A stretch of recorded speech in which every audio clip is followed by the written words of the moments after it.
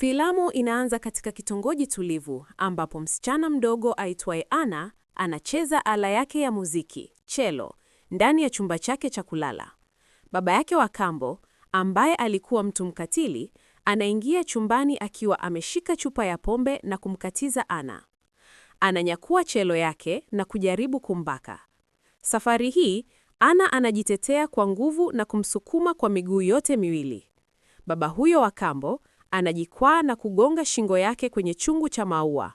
Anaanza kuvuja damu nyingi na hatimaye anakufa sakafuni huku Anna akimtazama kwa mshtuko mkubwa. Muda mfupi baadaye, polisi wanafika na kumchukua Anna hadi kituo cha polisi. Anafanyiwa uchunguzi na hatimaye anafikishwa mahakamani licha ya yeye kusisitiza kuwa hana hatia. Jaji anamhukumu kifungo cha miaka 4 hadi 9 katika kituo cha marekebisho ya vijana. Anna anapanda basi pamoja na wasichana wengine waliotenda makosa na kuelekea kituoni. Wanapofika, wanapokelewa na makelele ya furaha kutoka kwa wafungwa waliokuwapo tayari. Walinzi wanawaamuru wabadili mavazi na kuvaa sare za kituo, ishara ya kuanza maisha yao mapya gerezani. Baadaye, wafungwa wapya wanakusanywa kwenye ukumbi ambapo msimamizi wa kituo, Frank, anajitambulisha na kuwaeleza sheria za kituo. Anna anaongozwa hadi seli yake ambako anakutana na Ginny, mwenzake wa seli, msichana mtulivu na mwenye kujitenga ambaye amekaa kituoni hapo kwa takriban miaka 5. Usiku huo baada ya taa kuzimwa, Anna analala haraka, lakini Ginny anabaki macho akimtazama kimya kimya. Anaonekana kujiridhisha peke yake.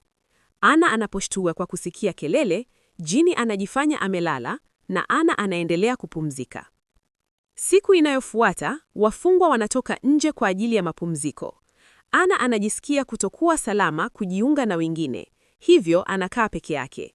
Hata hivyo, mfungwa mmoja aitwaye Cody anamkaribia na kujaribu kumfanya rafiki. Anamweleza kuwa ni muhimu kujiunga na kundi kwa ajili ya ulinzi katika mazingira magumu ya gereza.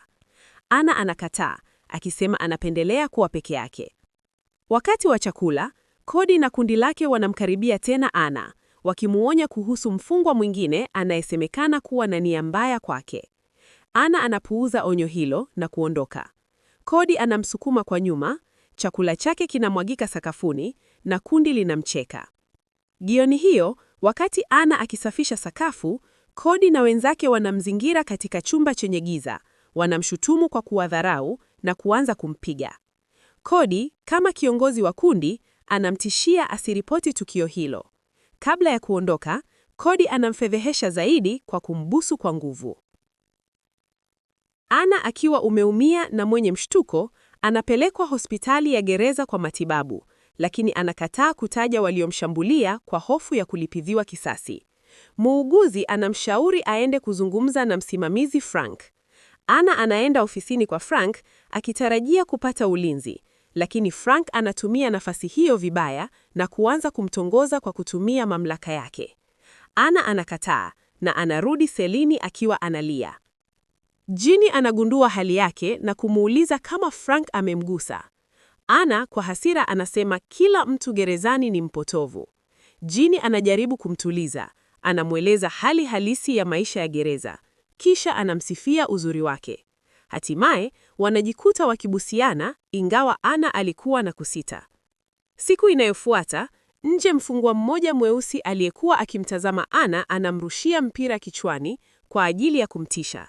Ingawa msichana huyo anaondoka, Anna anajawa na hasira. Anaenda kwa Cody na kundi lake, akiomba kujiunga nao. Mapigano yanazuka baina yake na mmoja wa kundi, lakini walinzi wanaingilia. Baadaye, Cody anakubali kumpa nafasi Anna, lakini anasema lazima athibitishe utii wake. Anamwambia Anna apigane na yule msichana mweusi aliyemtisha. Mapigano makali yanatokea hadi walinzi wanaingilia. Kama adhabu, Anna anavuliwa nguo na kuwekwa kifungoni peke yake katika chumba cha giza kwa saa 47. Baada ya adhabu, Anna anaitwa tena ofisini kwa Frank. Frank anamkumbusha kuwa anamwangalia kupitia kamera na ana mamlaka juu yake. Anamtishia adhabu kali zaidi ikiwa hatomtii. Kwa hofu na kuchanganyikiwa, Frank anamtumia vibaya kingono. Baadaye, Anna anajaribu kuosha aibu hiyo kwa kuoga na anatapika. Siku inayofuata, Anna anajiunga rasmi na kundi la Cody na anachorwa tattoo mkononi kama ishara ya uanachama.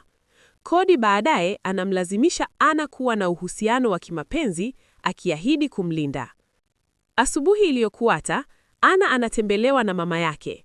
Badala ya kumpa faraja, mama yake anamshambulia na maneno, akimshutumu kwa kumuua baba wa kambo makusudi. Anna anapojaribu kujieleza, mama yake hampi nafasi.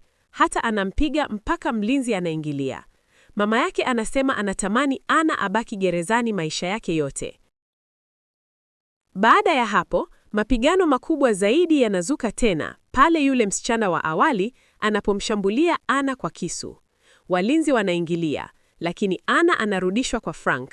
Frank anamlaumu kisha anamlazimisha kutumia dawa za kulevya kabla ya kumtumia vibaya tena.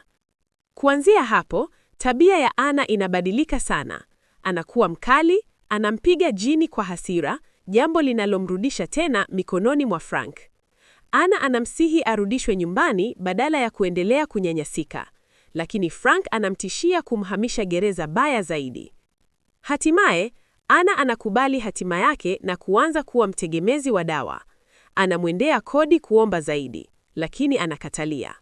Anna anajaribu kurudisha uhusiano na Ginny, lakini Ginny anajitenga.